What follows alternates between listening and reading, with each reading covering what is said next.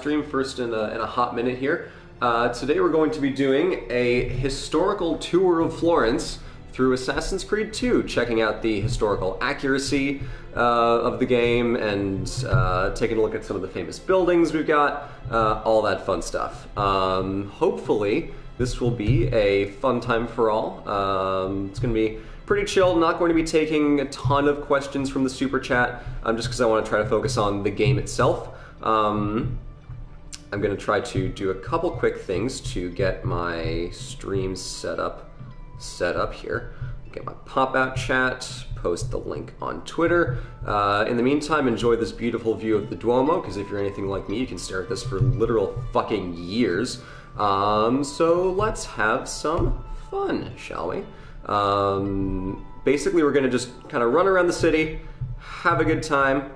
And, oh man, look at all these people jumping into the stream. Hello, everybody. Wow, that was, oh, okay. Yeah, it's been a minute since I've streamed. I forgot how many people we get on these things. Cool. So, first things first. This is me, Ezio Ettore.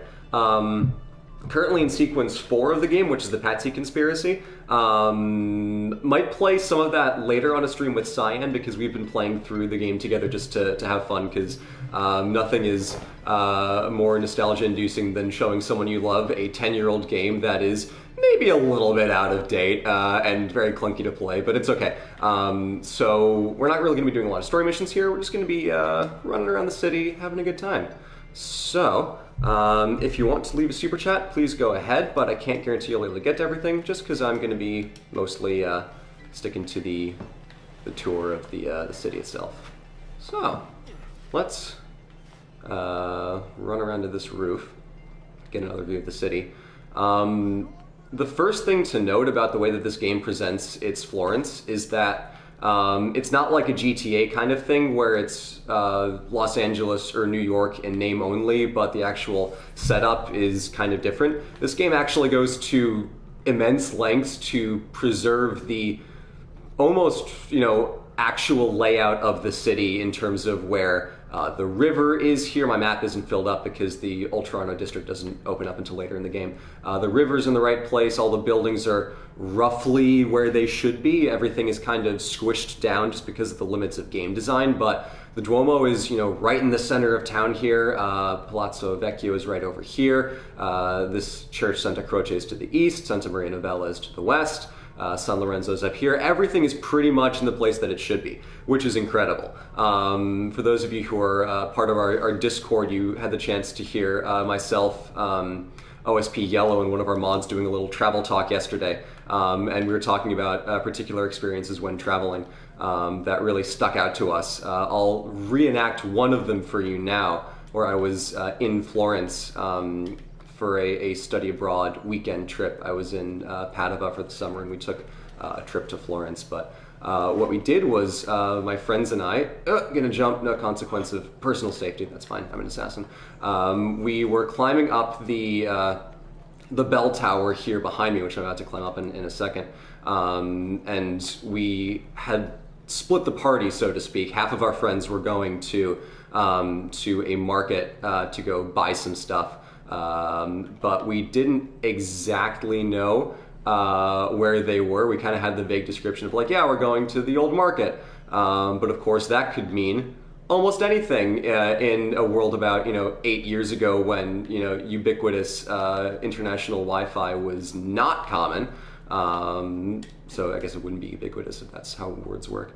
But we basically had to find our way to our friends in a city that none of us really knew all that well from personal experience. But of course, I had the best personal experience with this city, which is playing way too many video games for my fucking entire life. So what we did was, when we were at the top of the tower, I looked around and thought, okay, big brain strats here. How's this gonna work? And I, if I can get to the tower in time for me to actually finish the story. Okay, which way am I going? I need to go out and around, yeah. I was hoping that I'd be able to tell the story such that the timing lines up perfectly with me getting to the nominal punchline and to me actually getting to the top of this fucking tower. But basically what happened was I did a full-on like viewpoint sync, looked around based on where I knew the old market was in the game, and sure enough, found the the rooftop little in the rooftop in the skyline. I found a little outcropping where the market actually was, and then I thought, okay, it's like 5 blocks over that way, block to the south, a little bit west, and then off we went, and we ended up finding our friends based on me pulling a straight up Assassin's Creed navigation. It was one of the most surreal experiences of my life. So now that I'm here, I can show you. So, we're looking at the dome, having a fun time. I thought, okay, where on earth is this thing? It's over, aha, there, right where Ezio's head is. And then we just kind of wandered over, found our friends, and they're like, how the hell did you get here? And I was like, oh boy, let me tell you how much of a fucking idiot I am. So that was a ridiculous travel experience. Cassidy Mills says, hey, love your vids, y'all are awesome. Thank you, Cassidy. Peter Snell says, this is freaky. I started playing AC2 last night. Freaky indeed.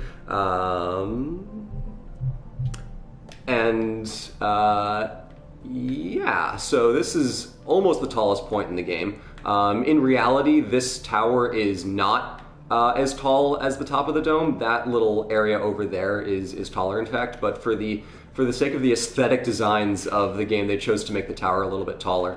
They also completely got rid of the baptistry of Florence, which is the small little church-like building where babies go to get baptized before they're allowed to really go into the church itself. Normally it would be in this little piazza here, but for either aesthetic reasons among the developers or just because they didn't really have the space to put it in the game, they just kind of junked it. I think Patrice Desolé is on record in an interview saying, yeah, we just kind of didn't want to have it there, so we got rid of it. Oh, that's my teapot reminding me that I boiled tea a little bit ago. But one of the funny things about that little lantern thing on top is that it was added in the century after Brunelleschi completed this gorgeous dome over here, which is part of why in this point of the game, like 1478, I think they still have some scaffolding on to not only help the player climb the dome, but also to kind of show it's still a little bit of a work in progress. But the lantern was added later, and that little gold ball and cross on the top is one of the only pieces of polished bronze in all of Europe, and it's infuriating because people should really polish their bronze more. It looks prettier. But okay, what else can I talk about while I'm here?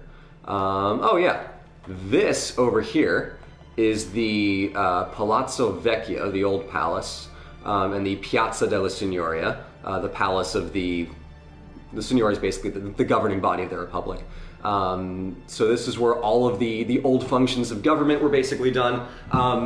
The tower that sticks out of there is actually a little bit off-center because it was built into a pre-existing building. They didn't build it from scratch. And it was actually one of many towers in Florence that would have been sticking out all over the city because people loved to just throw up towers if they were rich. You build a tower, you have your own little viewpoint sticking out, and it was basically a way for rich people in the city to say, oh, look at me, I'm so fancy, I'm so rich, yada yada yada, da da da. But the problem was they were starting to act a little too much like fortresses, so in 1300 the city actually fully outlawed them and made it so that people had to take them down.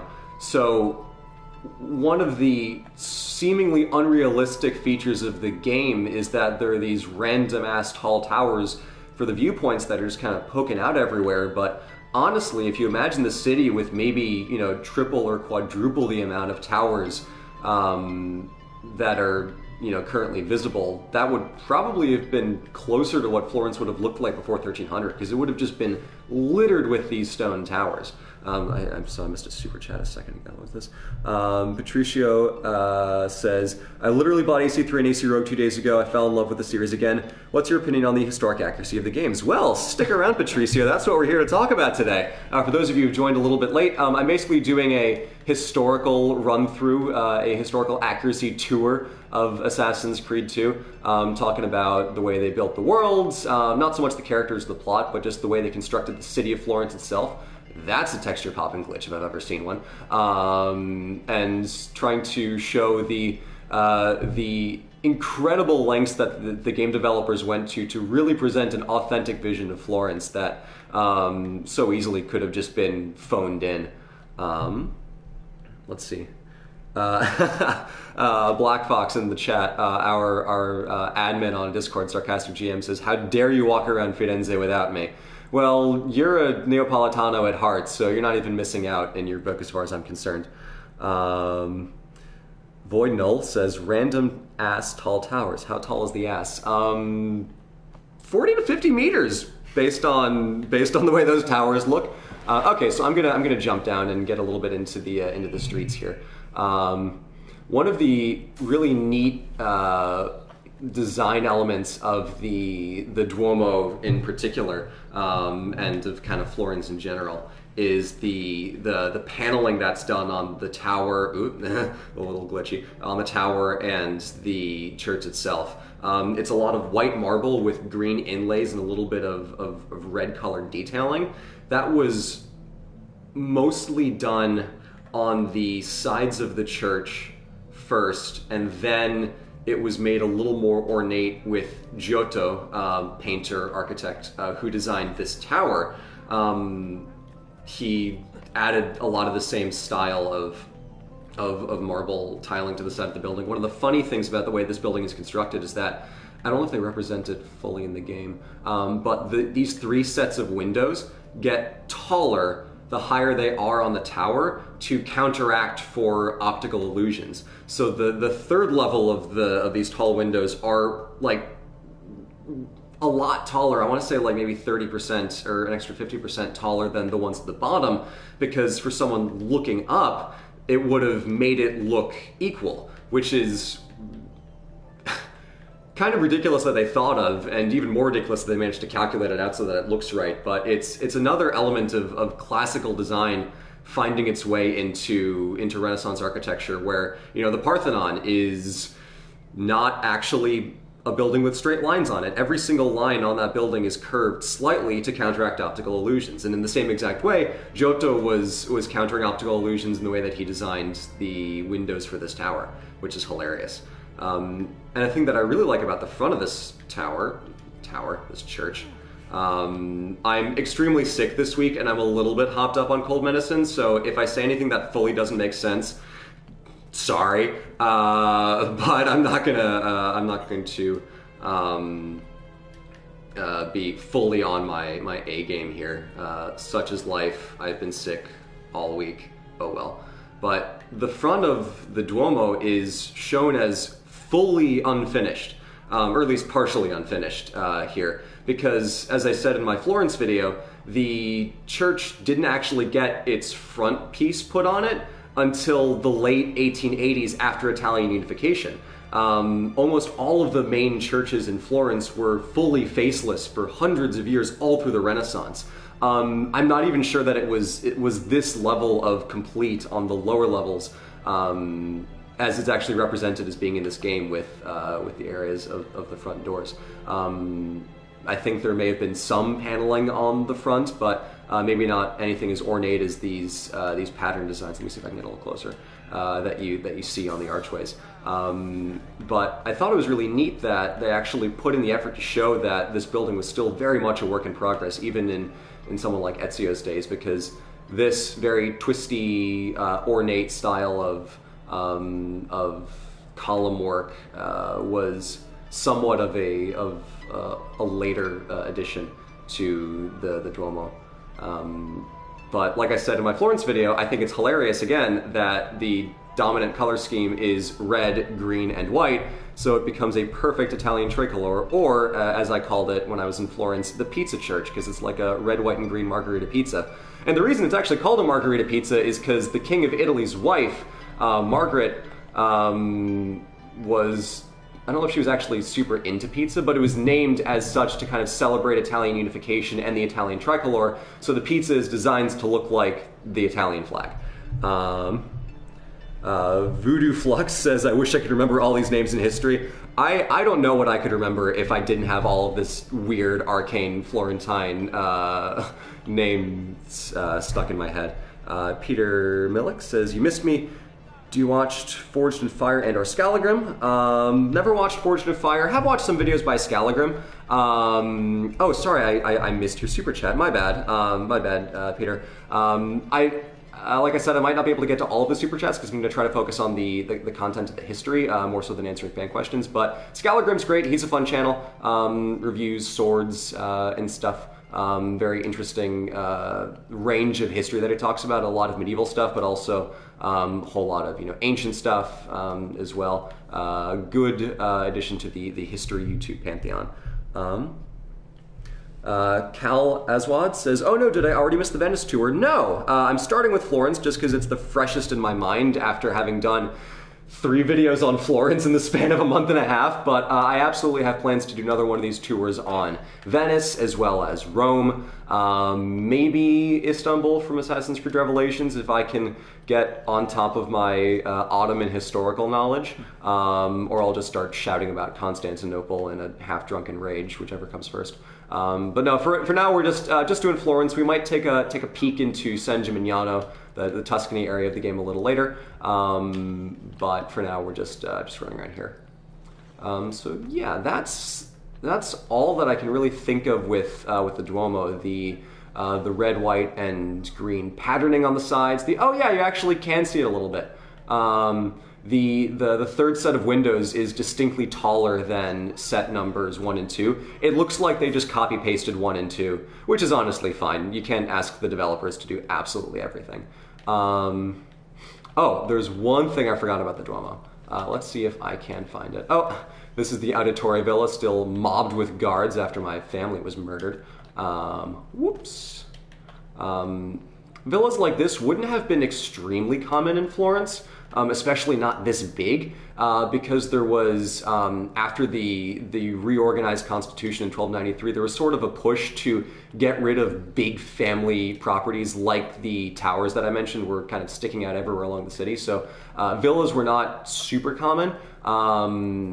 We'll talk about the Palazzo Pitti a little bit later. The Medici villa is one of the best known, but that's really just because they were in charge of the city for some 200 years. But villas like that really would not have been all that popular. Let's see if I can find it here. Oh, okay. That's actually really cool. From what I can see, the middle gap between the white band with the 3 circular windows on the Duomo and the red brick dome itself is depicted as being unfinished here. That little brown bricky looks like it's a belt across the dome where the little white arches end. I'm not wordsing so good today, bear with me everybody. That part of the church was unfinished because it needed the dome to be done before they could put it in, but it wasn't really included in Brunelleschi's plans, or if it was, it wasn't acted upon. An architect some 50 years later, no, like 70 or 80, because it would have been Michelangelo's day. Some 70 or 80 years later, added a single layer of a sort of like white marble covering to the side of it. So let me actually, so yeah, where Ezio's head is, I think it's actually this one on the side. It would have been covered and kind of completed, but Michelangelo is quoted as saying that it looked like a hive for crickets. So the designer never finished it because he was so embarrassed to have had his design talked shit about by Michelangelo. I personally think it looks fine, and I think it looks a little bit better completed because the other 8 faces of this dome on the sides here are undone. So even when I said that the Duomo was finished in 1880s, still not entirely finished, if I'm being honest. But isn't that just the story of the Duomo? So maybe in 400 years we'll get someone to put the last touches on the side. Now this is the Piazza della Signoria. It's shown here with a little convenient area to hang your friends and family. I'm not sure if that's actually strictly accurate to what the piazza would have been like. Rules for corporal punishment changed a lot by time and place throughout Italy and in just medieval Europe in general. Venice had a gallows between the 2 big pillars on the side of Piazza San Marco. But I'm not sure if this set of gallows is strictly accurate to Florentine history. It very well could have been, and I really couldn't say. But this statue here, let's see, Jason with the head of Medusa, let me just do a quick cursory Google, was a statue completed by Perseus with the head of Medusa, I always get that wrong, was made by Benvenuto Cellini in the 1550s. So this statue here is a little early as far as the history is concerned, but it's a very famous, whoops, jumped a little too far down there. It's a very famous statue, so I can see why they wanted to include it. Currently, you can find this statue in bronze in this little area here, the loggia, which I think this might have also been added a little bit later. But if you come to about here in the actual city of Florence, you'll find the David outside in its original position where it would have been basically standing right where Ezio is. They kept it out there for about 300 years before they finally decided, we might want to move this inside. But it was just in the square for a very long time. It had originally, and I'm running back to the Duomo because I remember there's one more thing I haven't mentioned about the Duomo yet. It originally would have actually been marked for display on the side of the church. Give me a second and I'll jump up here. Because when Michelangelo got the commission, it was for a statue to go on the side of the Duomo, basically right where that little orange dome is. Let's see if I can make that jump. Yes. So, come on. The David statue originally was supposed to go right about here.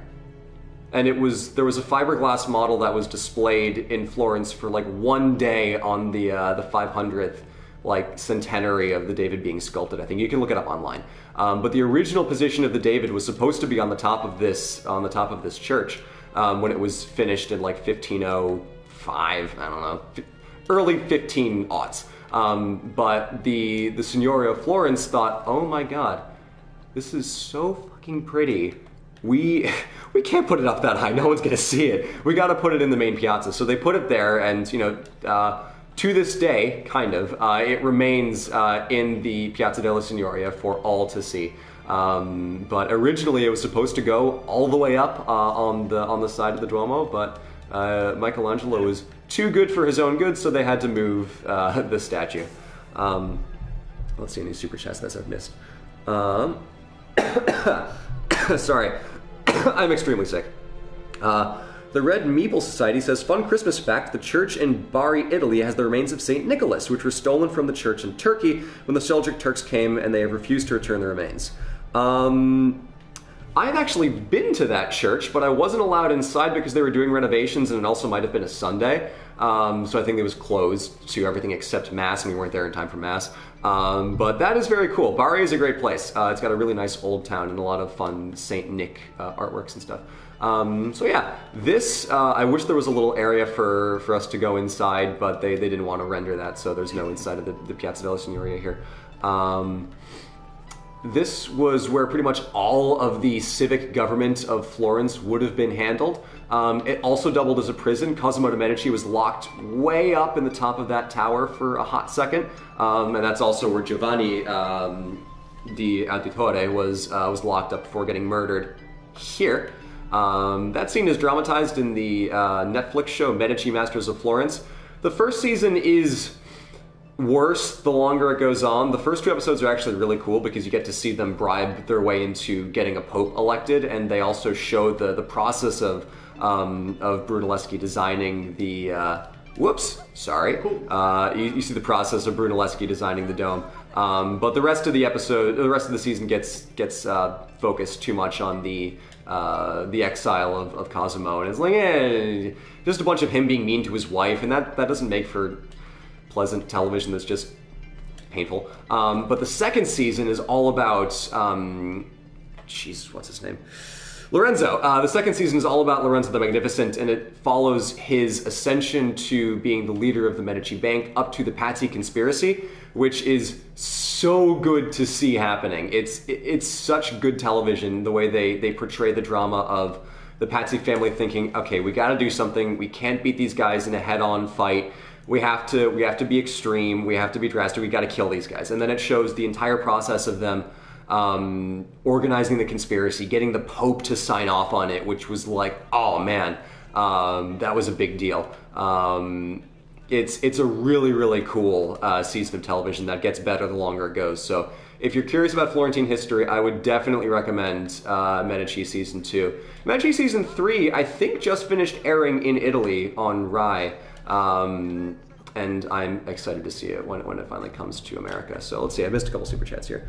Annoyed they didn't put in the baptistry, the Or San Michele, Santo Spirito, or the monastery of San Marco, but otherwise AC2 is a masterpiece. I agree, there are a few things they missed that I think they would have done well to include. I would have loved to see San Miniato al Monte in the game, but it's already on the opposite side of the city.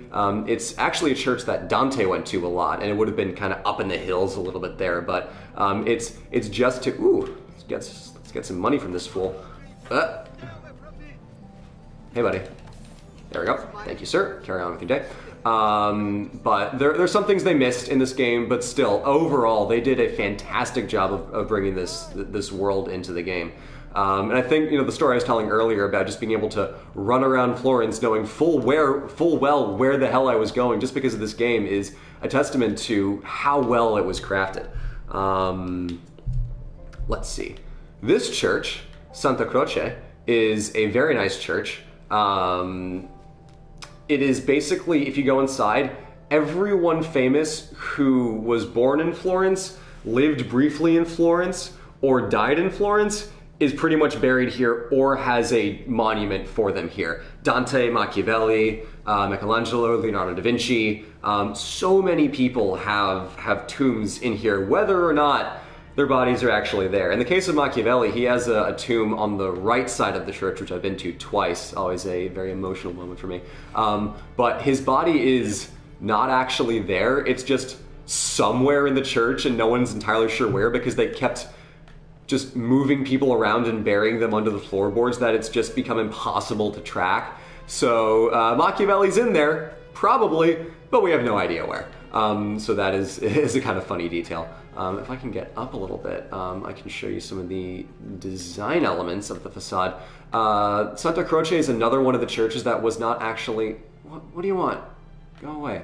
Was another one of the churches whose facades wasn't actually finished until after Italian unification because Florence was very briefly the capital of Italy for about 5 years until they got Rome to finally agree to being conquered. Always hard to get someone to agree to being conquered, but you can tell the original sides of the church are very stone, brick, medieval style because the church was built in like 1270 something. But the facade came in way later. Gorgeous piece of design. Follows the same core design philosophy as the Duomo, where it's a lot of white, some green elements thrown in there. They have a little bit of red with the main stained glass, but I'm not entirely sure that it would have really been red in real life. It's been a while since I've actually looked straight at that piece of glass.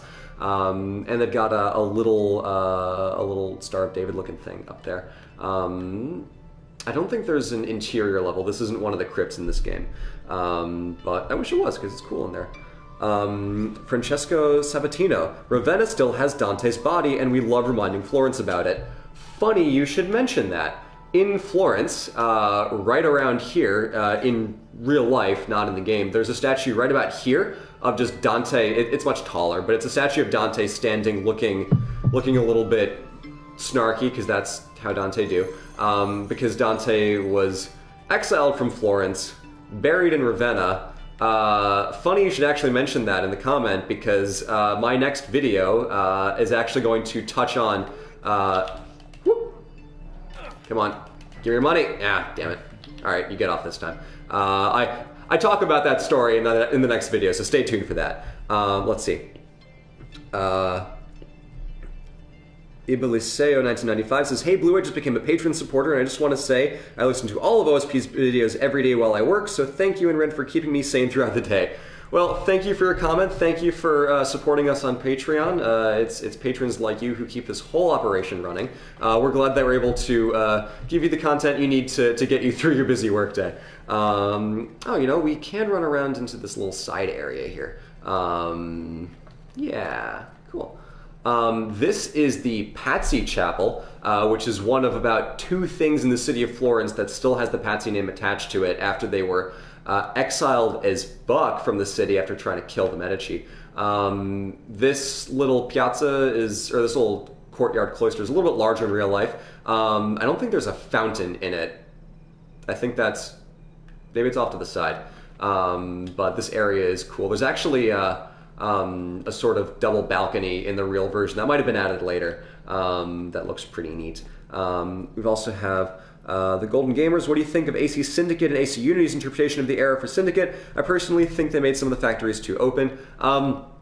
I'm really not a Enlightenment industrial era historian, as I'm sure looking at any 2 of my videos on this channel will tell you, but I think they did a pretty good job of building the worlds, even if some of the details are a little different. And I think obviously different teams worked on it over the years, but I think the explanation of Florence that I'm giving right now kind of goes to show that they did almost everything very right in this game, except for, tiny details where, like the facade, this wasn't here until like 400 years later, but they included it for the sake of, matching our modern sensibilities and understandings of what Florence was like. Not everything's going to be accurate. Obviously, some things are tweaked for the sake of gameplay, but that's just a reality of game design, and I think the fact that it's this good when they easily could have phoned it in and really not tried is a testament to the level of care that went into, especially these early Assassin's Creed games. Oh, let's stab this guy.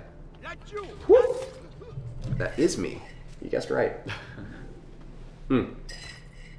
Ooh, I feel my throat getting scratchy, but that's okay. Oh, let's go into a bank. This is fun. Death. All right, let's see how.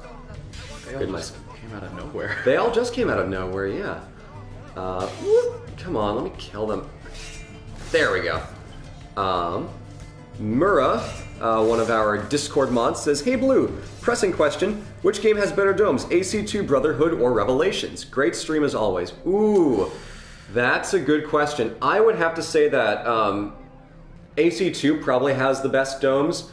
But as far as Assassin's Creed goes, great games for domes, without a doubt. Actually, why do I have so much of my heads-up display? This is getting in the way of the game.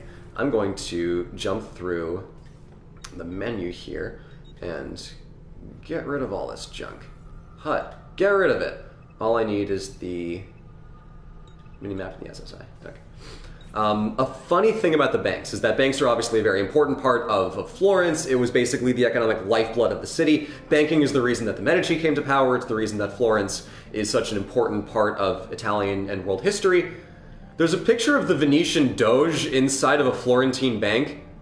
That makes no sense. That fully makes 0 sense. There's no reason that a picture of the Venetian head of state should be inside a Florentine bank. Why did you put that there? It's because they made the interior of the bank once for Venice and thought that no one would notice, but they didn't count on me. It's okay. It's good to recognize the best form of government in human history, even if you're in the rival city. That is one funny thing that they aped from Venice. Another funny thing that they aped from Venice is the flag design that they have here. I think these were added specifically for the remaster because I don't remember these things showing up as often as they did. That red kind of fleur-de-lis crest is the symbol of Florence. I showed it in my videos as being basically the icon for the city. But the weird thing about it is that whereas the original Florentine flag was just the red emblem on a white field, here they have it inside of the flower filigree border of the flag of Venice. If you Google the flag of Venice, that little border pattern is exactly what the Lion of St. Mark is inside of. And if I show you, if I can find another flag, I'll show you an even more egregious aping of the Venetian flag design. Aha! I found it. I knew I wouldn't have to look far. I feel like one of the guards. I knew it! He couldn't have gotten found! They all say the same, 3 things. It's hilarious. One of the best things about taking Italian is I can finally understand what the guards and the merchants are saying in this game. So this flag here is the same flag, it's just with the little thingies on the bottom. Those are 6 little tails that are coming off the flag. That is fully just the flag of Venice, but with Excuse me? Sir? Asshole. As I was saying before I was so rudely shot in the hand with an arrow, this is basically exactly the Venetian flag with the icon switched, which I find really funny. It looks good, not gonna lie, it looks good. But it's just the flag of Venice with the Florence crest attached to it. Again, very few people will notice that. I'm just particular and pretentious as hell when it comes to the flag of Venice. Room 120 times says that's literally just a Venetian flag with the line of St. Mark swapped for the fleur-de-lis. Yes, it is. You are exactly right. That is lazy. Yes, it is lazy, Astrid Wells. You are exactly correct. But I think this was specifically added for the remaster. If it was the original Assassin's Creed 2 team, I bet they would have put in the legwork. But also, it looks nicer than just the regular kind of like blank red on white Florentine flag. So, yeah, well, I will accept it. Where should we go to next? Let's go over here. Cool. Let's go north. Someone says, no parkour allowed. I love when the guards say, peasants are not allowed up here. Bitch, I'm a noble. Let's see. Another Florentine flag. You'll never be able to unsee that in your entire life. You're welcome. Let's head north to the Ospedale degli Innocenti, which is basically Brunelleschi's resume, his portfolio work for being hired to design the dome. He had done some previous artwork for the city, competing in a contest to design the golden doors of the baptistry, but he lost to... Oh, I don't remember the guy's name. He lost, but he would never be outdone. Excuse me. So he kept on trying and trying and trying, and then eventually he won the competition for designing the church itself. One of the things that I love about the Medici Masters of Florence show is that they portray Brunelleschi as being a complete diva, which is 100% accurate. He was absolutely a diva, and they totally nailed that aspect of his character. Noga Flation says, Blue came back to Florence for my Christmas vacation because of you. It's great. Thank you. Dome! Thank you. I appreciate that. My enthusiasm for this wonderful city, hello, sir, has inspired you to spend some of your vacation time in Florence. It is a wonderful place. Go in the off season if you can, but even in the peak season, it's not as bad as like your Venice or your Rome's. Florence is just it is so much fun. In my opinion, the best way to travel is just to go to one place and camp out there for like 5 days or a week, because you don't have to go anywhere else. You don't have to hop any planes. You don't have to worry about anything. You hop on board for one city, and then you take your time. You see stuff as you want to see it, and then boom, there you go. So this building here, the Ospedale degli Innocenti, was basically a orphanage that was run by one of the convents. I'm not going to say which one because I don't know which one, but there's a lot of cool art here that was added over the ages. These little blue... oh, come on. Let me climb it, damn it. These little blue guys up here were a piece of...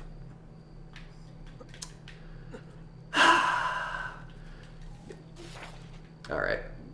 I need to get embarrassed at some point in this stream. Come on. Let me climb you. God damn. These little blue guys... No? Okay. These little blue guys here are pieces of artwork designed by... Let me pull up the name. Ospedale degli Innocenti. It's a piece of artwork that is basically painted plaster, which became a huge hit after this building got the design for them. Andrea della Robbia, who designed terracotta roundels with reliefs of babies, designed by Andrea della Robbia. So the babies are here to basically show this is a place for all babies, all of God's children, to be given a home. And the reason I say that Brunelleschi used this as basically his his portfolio work for working on the Duomo is because every single aspect of this colonnade inside and out is just a whole bunch of domes. So he's like, look guys, I can do this. I understand domes. I'll show you here, but like also I can do the big one too. And then that ended up being let's see, that ended up being one of the helping hands in him getting his commission to do the big shiny dome. That's pretty much all I have to say about that. The museum for the Ospedale degli Innocenti is really good. The subject matter isn't necessarily as engaging as some of the other stuff in Florence because it's not quite as connected to the Renaissance per se. It's a little tangential, but in terms of the quality of the exhibit, really great use of multimedia, cool use of space, and there's a cafe at the end of it that has a beautiful view of the Duomo. Would recommend. Now, where to next? I've done a lot of the big things. Okay, cool. Let's go over to San Lorenzo. I've got some things to say about San Lorenzo. I hope you're having fun. I'm just kind of shooting the breeze about Florence here, which I feel like that's like a good match for the audience of this channel. So I hope that you're entertained.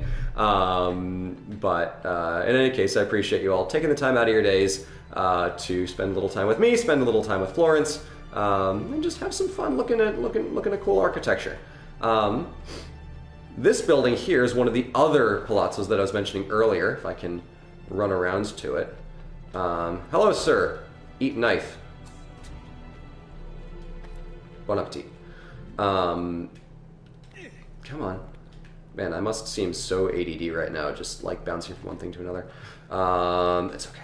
Let's see. So this here is the Palazzo of the Medici family with a beautiful little garden built into it, and some pretty high-looking medieval walls, because the Medici, before they confiscated the Palazzo Pitti across the river, this was basically their, I've been saying basically a lot, geez. This was their, their house, it was their fortress, it was where, can I not climb up that? Boo. It was where all of the action happened. Do they have? No, they don't. Okay. I was wondering if they had the statue of David by Donatello. What they do have is these little Medici flags here, which are authentic flags of the Medici family. The 6 red balls on the yellow fields. I don't entirely know why the Medici decided that their main iconography would be balls, but power to them. So this is one of the very few large like palazzo type things in the city. And in a rare case where they actually expanded the distance between famous landmarks, this palazzo right here, normally in real life, looked directly opposite, wait for it, this church. Oh God. But they built it out a little bit because they wanted to have some space between the major landmarks, so I get it. Normally, okay guys, I'm not talking to you. Normally, they expand this, or they contract the space between the major landmarks, but in this case, they expanded it. I didn't drink some water before I cough again. Sorry, everybody. Oof. I'm okay. I won't be able to stream forever, though. You've been going for like an hour, right? Oh, someone says they're not balls, they're supposed to be pills because Medici are doctors. That makes a lot of sense, and I'm embarrassed that I didn't recognize that sooner. Thank you, room 120 times. Let's see. Someone says I tend to punch the bards. Lol. It's common, we've all been there. I'm turned around. Here we go.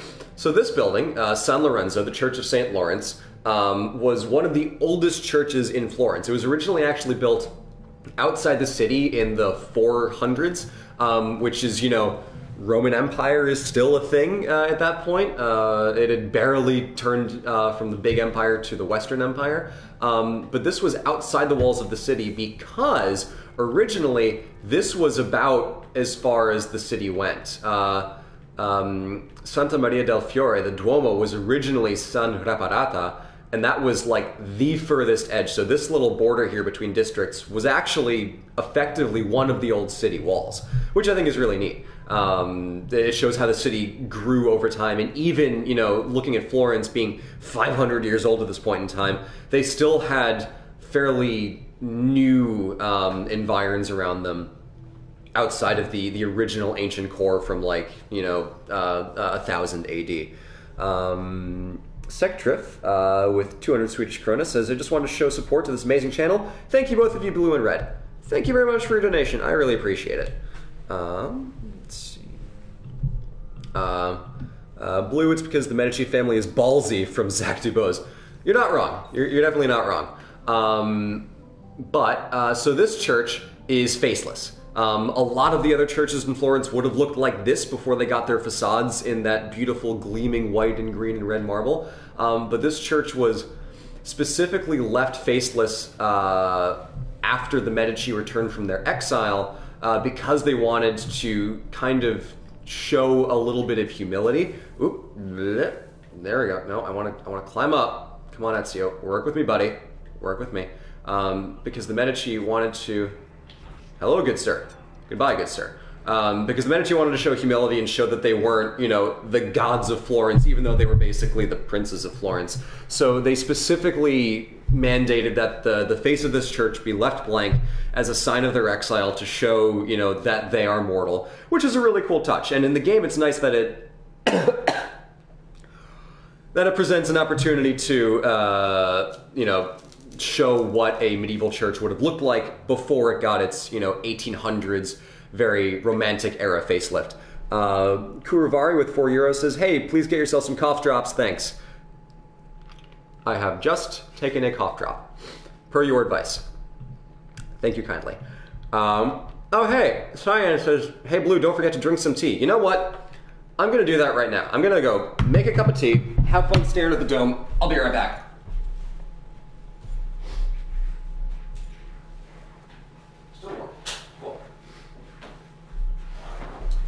Everyone take 5. Talk amongst yourselves in Italian. It's like Jackson with that. Talk amongst yourselves in French. Oh.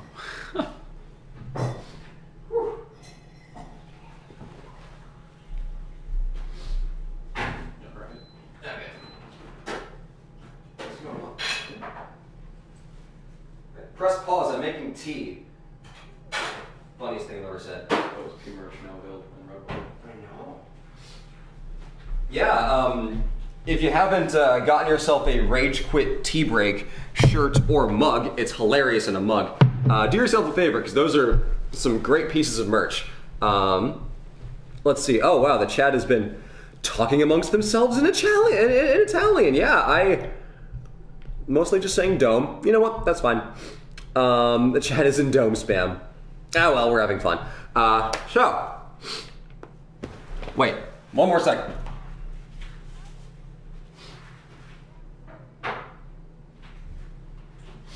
So I can take my tea out of my tea when I'm done. Smart. Okay, so you may now cease from dome spamming.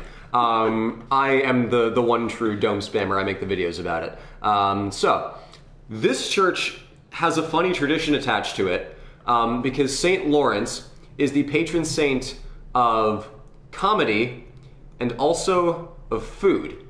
This is because, or no, patron saint of something in comedy. Wait, hold on. St. Lawrence.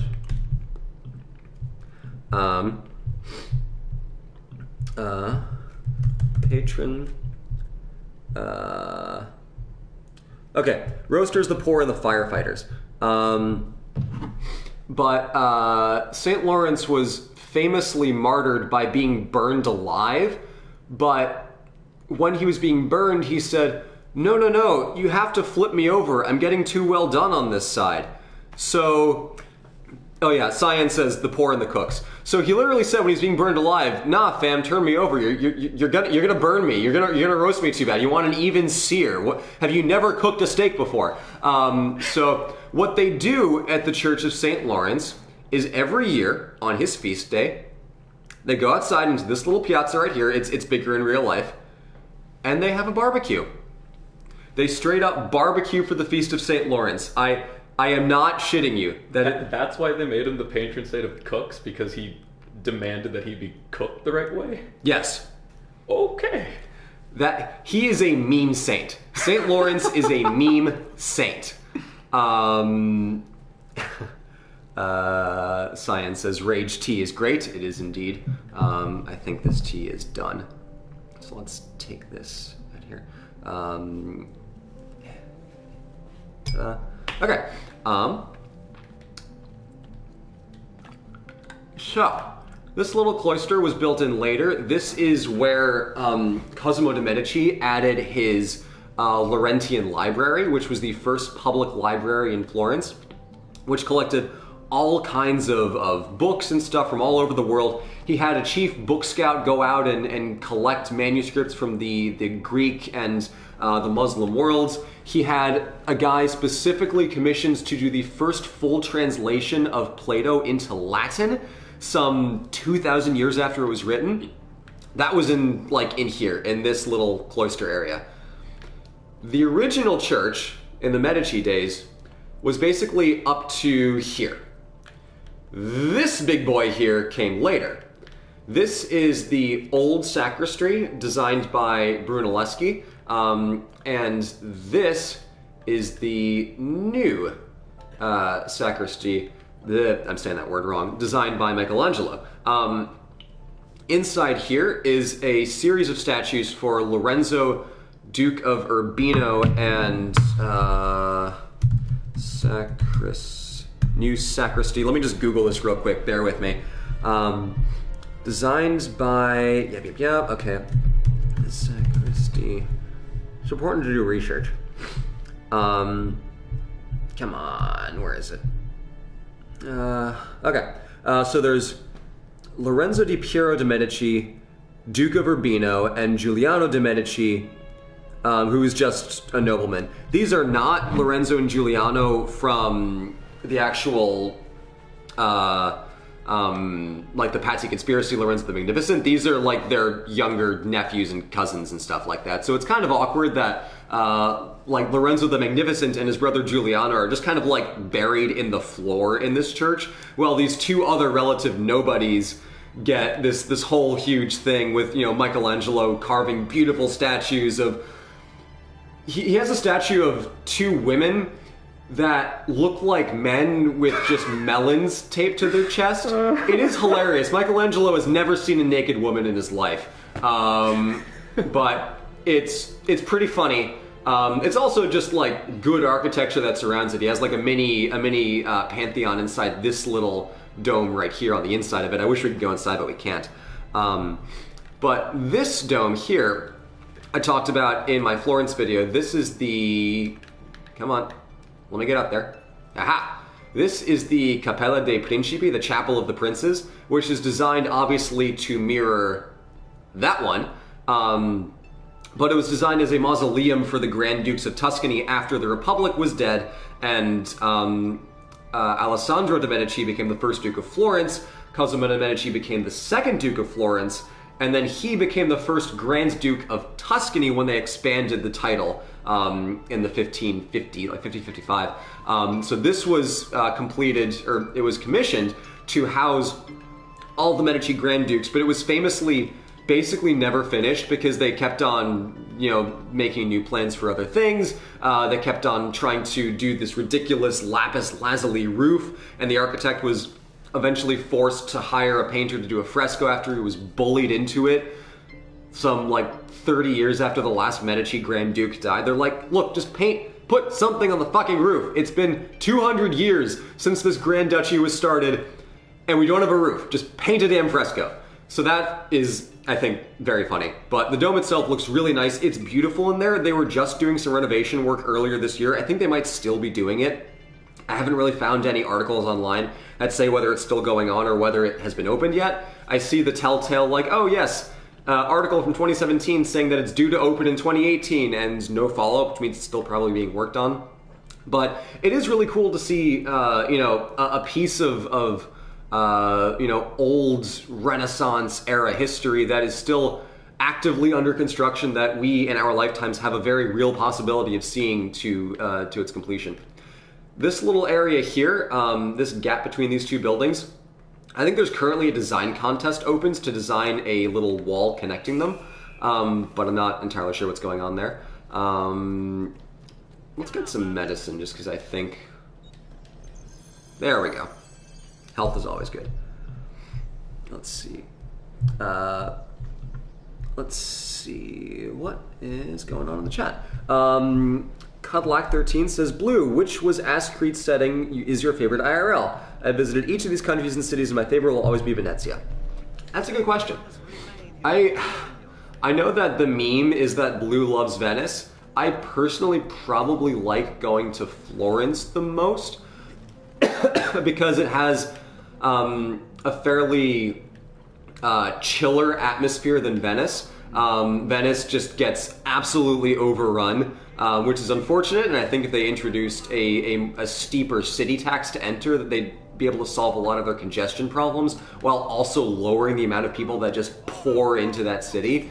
So I think it should be, you know, no less than like 10 or 20 euro to get in. Currently it's at €2 for entry, which is good because those like 80 million tourists are still paying something on their way in, because the average price that a tourist spends in Venice, get this, the average amount of money that a tourist spends while in Venice is €3, because most of them buy either one gelato or one trinket from a store and leave. They don't get a meal, they don't stay the night, they show up, get a gelato or a coffee outside St. Mark's Square, and bail.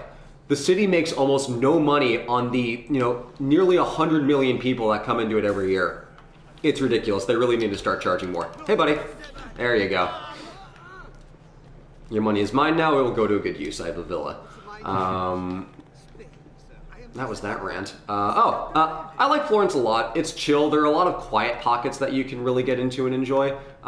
It's also pretty well maintained. There's a very lively kind of artisan district across the river, which we can head towards a little bit now. It's the way they collect trash in that city, I actually find really interesting. They have a bunch of little like trash chutes that you can toss trash into that lead to these giant like metal boxes that are fully hidden underground. So it's like a tiny little trash bin sized trash bin, but underneath it's connected to like a whole like room sized trash, you know, dumpster, basically fully underground so it doesn't make a mess. These basically utility sanitation trucks come down these little narrow alleyways. A crane reaches out, grabs the trash bin from this little handle, picks up the entire thing right out the ground, replaces it with a fresh one, and then just takes it away to be cleaned. So the sanitation in Florence is incredibly well maintained. I just think that's a neat example of really creative problem solving, where you don't have a lot of narrow alleyways where you normally dispose of trash, which is why New York always smells like a combination of mustard and piss. But Florence is good. Florence does it right, I think. It's still very touristy, but if you play your cards right, if you're smart, if you avoid peak hours, you can get a really good experience out of it. So, let us run over to Ponte Vecchio, which has a very nice Florentine flag. Yeah, that is 100% added for the remaster only. I don't remember that being there. I'm also pretty pissed that the most famous GIF of the entire Assassin's Creed remaster is that one random NPC face from Polygon. Because like all the NPC faces are randomly generated, but that one guy got plastered all over the world. Oh well. I think this is a very good remaster. I only wish they added the ability to replay levels, because Brotherhood, you can replay levels. Revelations, you can replay levels. They have the code for it. I just wish they put in the effort to add that feature for AC2. Because there are so many really good levels that once you do it once, you can't go back. Let me do the flying machine forever, please. No personal consequences, I'm an assassin from Blue. Can we get that on a shirt, please? Not a bad idea. Let's see. Jonathan McPherson says, Hey Blue, I love OSP's vids and have been binge watching them all. Just wondering if you have any nuggets about opera houses in Florence. Opera houses in Florence?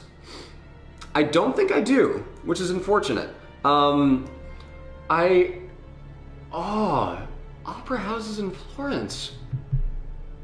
I'm not sure that Florence has any major opera houses that I'm aware of. Because they certainly would have been later. Opera houses as a concept really weren't a thing until like the 17 into the 1800s, which is why like Paris, a lot of the very famous cities of Eastern Europe, Prague, Vienna, all those places, you know, opera houses like whoa, because they were really built up more in the later centuries. But I don't think that Florence in particular has any famous buildings that would have made it into this game. Sorry that I can't say. Cyan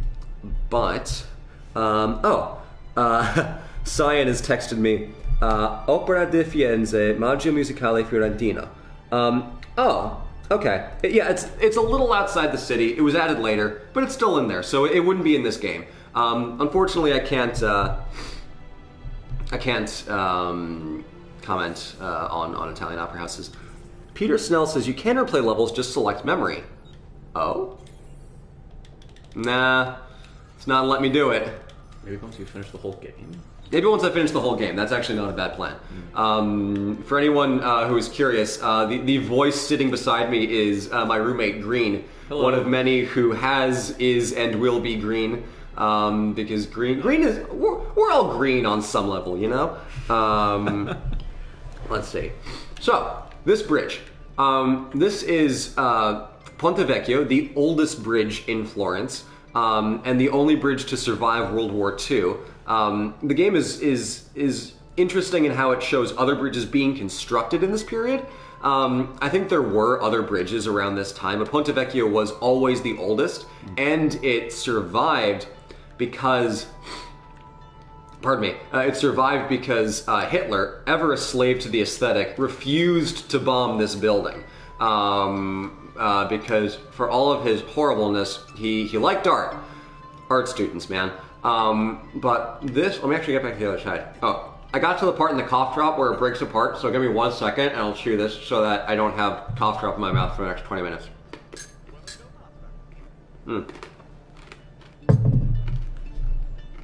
Green is the friends we made along the way. Green is absolutely the friends we made along the way.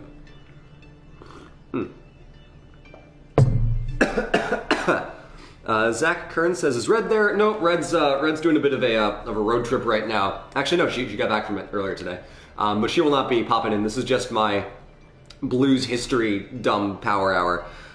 So this little area right here on the top part of the bridge is the Vasari corridor, which was built by architect Giorgio Vasari, which was designed to connect that building over there, where Ezio's head is, the Palazzo Pitti, confiscated by the Pitti family, confiscated, in the later 1550s, I think, like 1559 or something.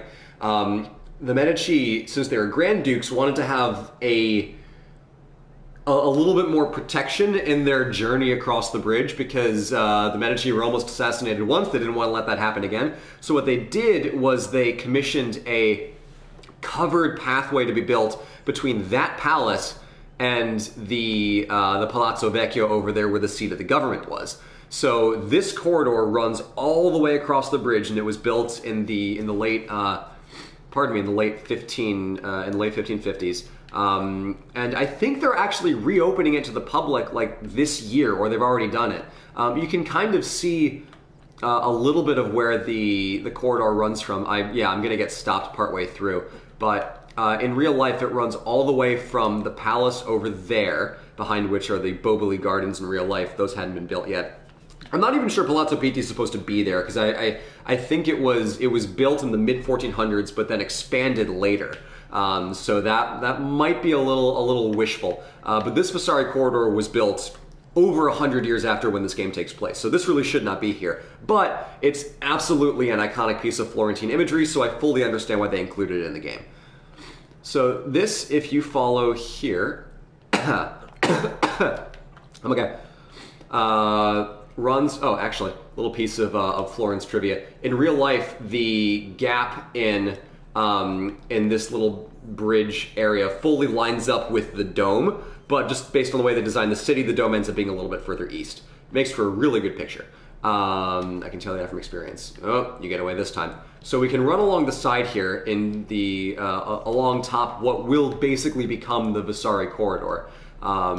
Here it's just a bunch of houses, but you can kind of get a sense of where it would have been running from. And it runs sort of along and up this way, and then over to the Palazzo Vecchio. This area here would later become the Uffizi, which were the offices, 'cause that's what Uffizi means, of Cosimo de' Medici, Cosimo the First, not the old banker from the early 1400s, the Grand Duke from the mid 1500s. This whole area would become a sort of double colonnaded, double portico office complex, which later was converted into a art museum, and it's one of the best museums in Italy, probably one of the best museums in Europe, in my opinion, because it tracks the whole of Florentine and Italian art through the Renaissance from before and after, what came well into like the 17, 1800s. And it's really neat because you start off like with these big medieval icons and this very flat, front on 2D perspective, and then you see the beginnings of depth with some of Giotto's artworks, and then you see, Leonardo working as an underling in the studio of Andrea del Verrocchio, and then you see Da Vinci having his own paintings. Then you see all of this artistic production that explodes out from the 1400s. So the Uffizi is a fantastic museum. It would not be built for another 100 years, so I'm glad that they showed it not in this game, because that would have been extremely jarring. It's a little too neoclassical for the world that they're building here. I think the choices that they made were smart, because the Vasari corridor doesn't stick out too much. It's not obviously a later artistic style. The architecture is designed to be very much in line with the rest of Florence, very Romanesque, really not quite on the Gothic train yet, even though it was built in the late 1500s. Venice, however, has a lot of full-on neoclassical stuff that would not have been there until a couple centuries after the time that Assassin's Creed takes place in. So, for probably the last stop on our tour, let us run across the bridge here and go over to, because I've been going for about an hour and a half, yeah. Let's see. Nicholas Hagen says, I've been to the Uffizi and can confirm it's amazing. Let's see. For someone... Spieler says, hope you'll upload this later. Yep, this will be uploaded to the channel later in its entirety. I might go back and do a recut of this, just to kind of have the best of. But I don't know, I'll decide that later. I'm going on vacation as of Saturday, so it's not going to be my problem for 2 weeks. The last little stop on our tour here, not this one, is... that one over there. Oh, it's farther than I thought. Wow, they really built out this area of the game. Whoop. Is it meant to be closer, like in real life? Or? I remember it being a little closer, but honestly, Florence is a small city, so it's probably not that far off. It's just that the center of Florence is, you have all of these buildings in a very short distance, right? And then there's Santa Croce is out here, the Ospedale dei Innocenti is up there, Lorenzo's house is over here, San Lorenzo is up here, and then Santa Maria Novella is over here. Gotcha. So the core is very close, and they design it that way. Yeah. But the rest of the city is still small, but not quite as dense. Because that's really the oldest part of the city. All right. So we now come to... Oh, wow, my ears cleared up after about an hour of them not being clear. Yay, for being sick. It's okay, I'm making it work. Wonders of tea. More tea, oh my gosh, yeah. Why have I not already finished this cup? It's because I'm talking too much. Okay, so Santa Maria Novella, modern Florence. This is where the train station is that leads into and out of the city. Florence also has a really cool light rail system that they just introduced this year. It's the airport to downtown for like €4, and I think it's like a 20-minute trip. It's amazing. But this is the only church that had a finished facade in the Renaissance. All the other ones would have been partially finished or not even started on until 400 years later, but this church would have been done. There was also San Miniato al Monte, which is over there, not included in this game. I'm not going to lose sleep over it. But this is a very early style, finished in the... hold on. It's either late 13 or late 14. Santa Maria Novella. Let's see. Someone says Eo Saturnalia. Eo Saturnalia to you as well, Mikkel. Come on. Okay. On a commission from Giovanni di Paolo Rucellai, a local textile merchant, Leon Bautista Alberti designed the upper part of the inlaid green marble of Prato, also called Serpentino. Oh, that makes sense. And the white marble facade of the church, 1456-1470. Okay, cool. So this church would have been, to Ezio's eyes, brand new. He would have been a child when this thing was getting worked on. So this is actually really neat. It would have been, cutting-edge artistic design. The geometrical patterning on the side of the green and white is very reminiscent of the oldest designs of the Florence Baptistry, which would have just been green squares, white backgrounds, no red, really. What was I saying? I don't know what I was saying. Yeah, it would have been new. This is the only building that would have been actually, true to form. And originally I got this church confused a lot with the Duomo when I was running between them because to my untrained eye, they looked fairly similar, but I'm like, one of them's always broken, one of them's always fixed, and I like the fixed one better. So I thought that was very funny.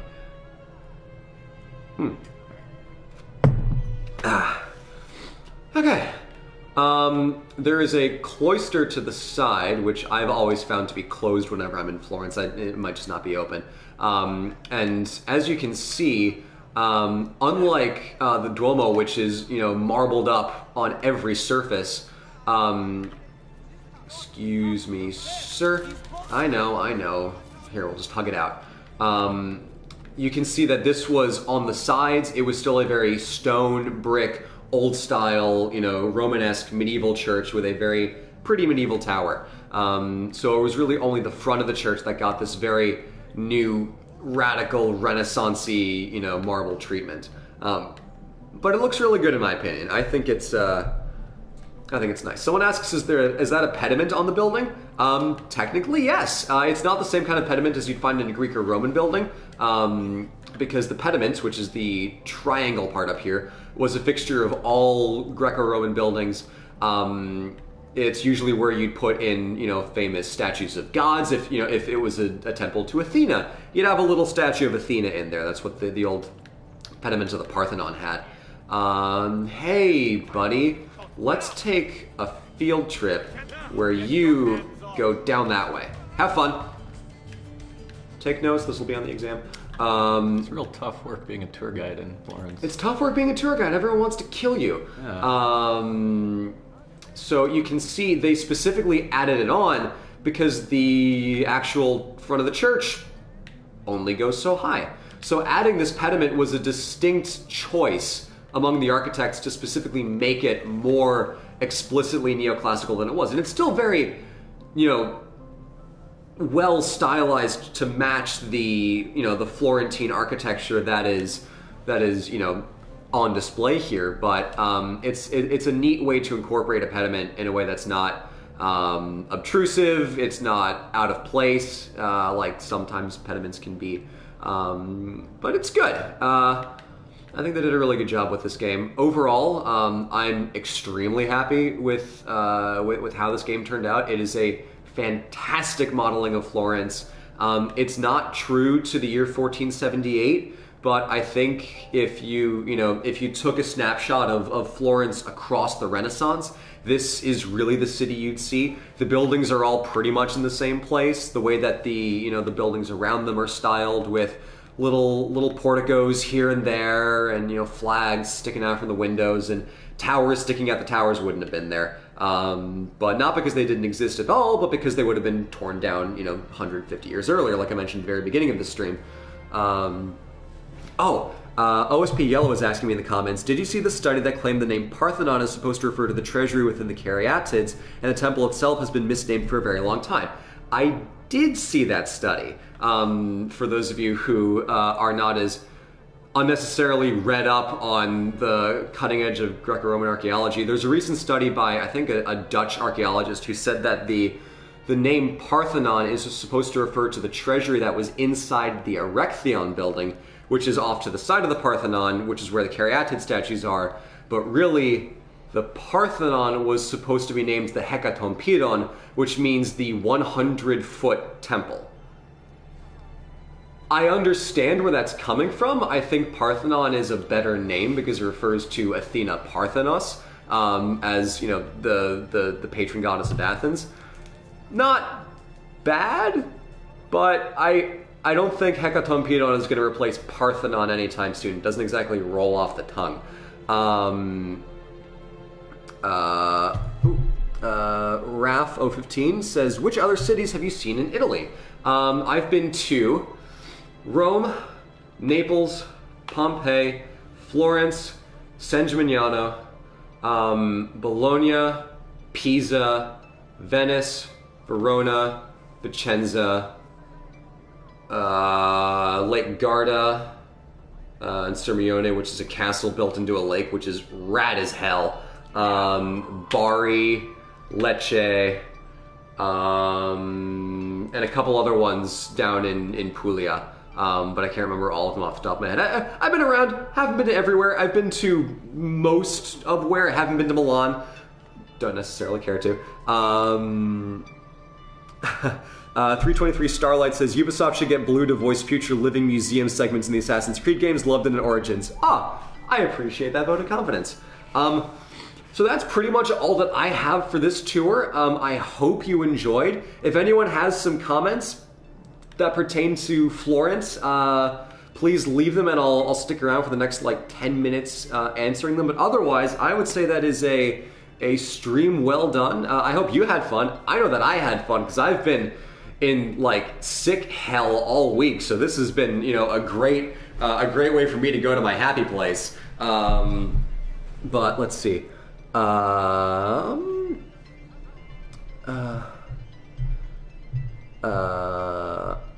Let's see.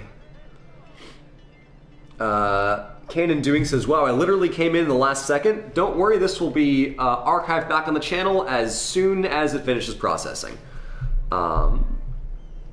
Anything else? Let's see. Why did Italy split into city-states? That is a much larger question for another time. My Florence video gives a vague rundown of it, so you can kind of learn there. I also talk about it in my Byzantines video. But yeah.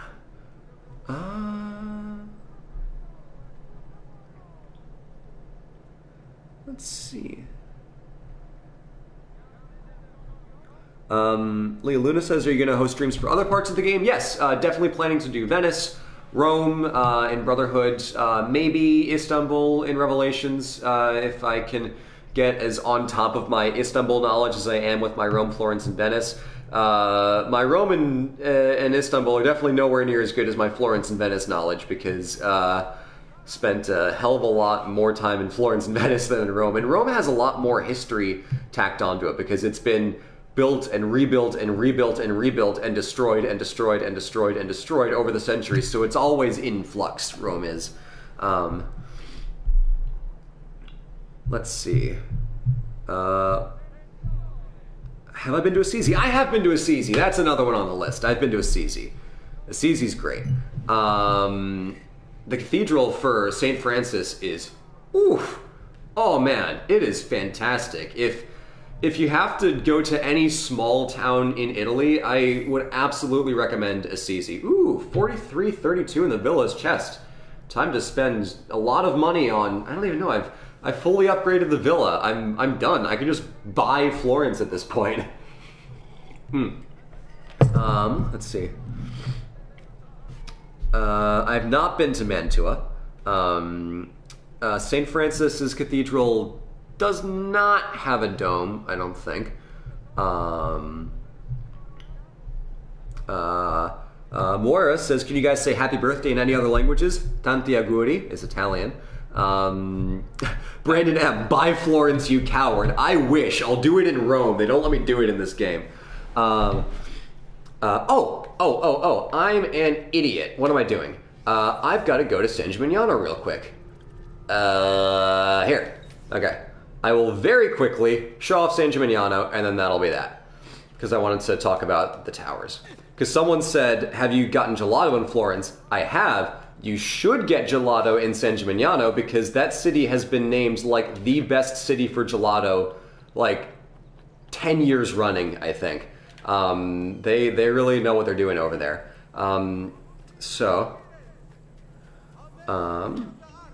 Let's see. Oh yeah, chronia pola in Greek. What the hell is wrong with me? I knew that. I'm just stupid. Okay, I'm gonna let this load. I'm gonna blow my nose real quick, but I'll be right back. Happy Earth Day, bae.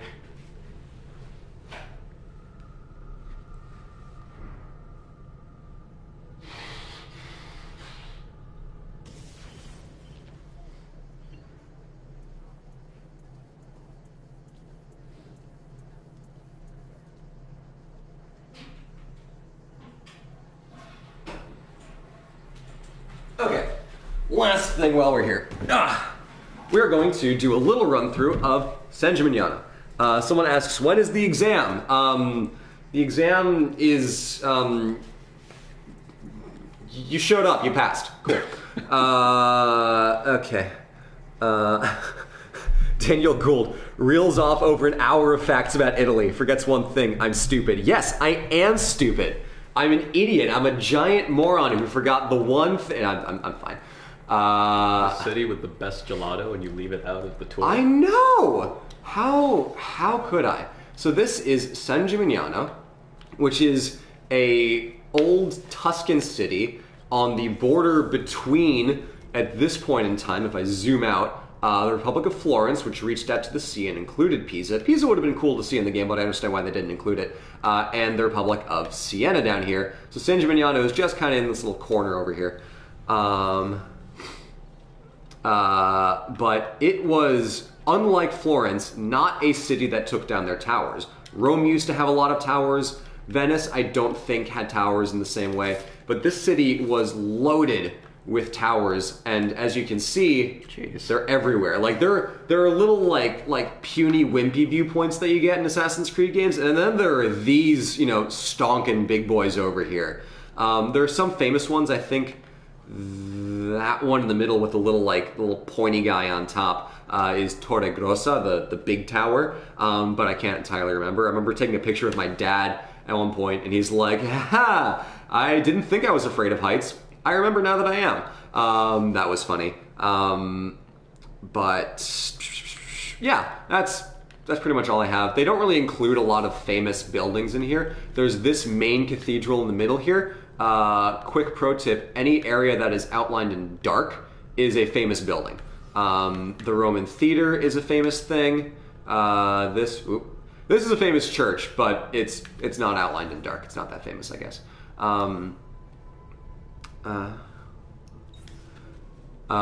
So that's actually pretty much all I had to say. Florence basically would have looked a little bit like this before 1300 with all the towers that are there. There's an artist actually who did a render of what Florence would have looked like. I tweeted about it like last week, I think. I forgot her name entirely. But you can find that if you scroll back on our Twitter a little bit, past all the stuff about Star Wars. But yeah, lots of towers, not all following the same architectural design because people just build on top of the house that they have, and then they throw a tower up into the sky, and then you're pretty much off to the races. So for real, that I think will be the end of my tour because that's pretty much all I've got to say. I just wanted to show off that this city is cool, and how its architecture relates to the architecture of Florence. A lot of old walled cities in here. in this part of the world. It looks cool. Let's run out so we can get a horse. Ah, the horse was in the back. I should have known. Yep. Just when you thought that we were done with that meme. We went for so long. We went for so long. We tried so hard and we got so far. But in the end, it doesn't even matter. Any other questions? Oh god, the bards. Yeah, those bards. Okay. Don't all cities have walls? Some cities have walls, some cities don't have walls. Some cities needed walls more than others. Venice did not need walls, for instance. The water was the walls. If I get up to that hill, there we go. I was running around here earlier and I remember seeing one really good view of the city, and I think it's on this hill. Why do cathedrals have domes? That is a question for a much more talented student of art history than me. Dome pretty. Dome pretty, exactly. Actually, one of the reasons that domes are so prominent in Islamic architecture is, among other things, that the first places that the Rashidun Caliphate expanded into outside of Arabia was Byzantine-owned Egypt and the Levant, where there were loads of domes around, just because it was Byzantine architecture. So some of the architects were like, oh, this is neat. Which is part of why it became such a recurring theme. And of course, the Ottomans living in Constantinople, they had Hagia Sophia, so I'm getting ahead of myself. Towers, I do like towers. I like domes better than towers, but it depends on the quality of the tower with regards to the domes. Okay, I think we're pretty much good here. That has been a tour through Renaissance Florence. I feel like my own little mini Rick Steves. Stick around probably sometime next year that we do one on Venice, because I'm going off to break for the next week and a half. Red has a video that you have all been asking for a long time, incessantly, coming out next week, so stay tuned for that. I think you're going to really enjoy that one. And then my first video back from the break for the new year will be a historical shitpost, essentially, that I think you're all really going to love. With that, I have been Blue. This has been Green. Hello. Goodbye. Hello, goodbye. And we will catch you all next time.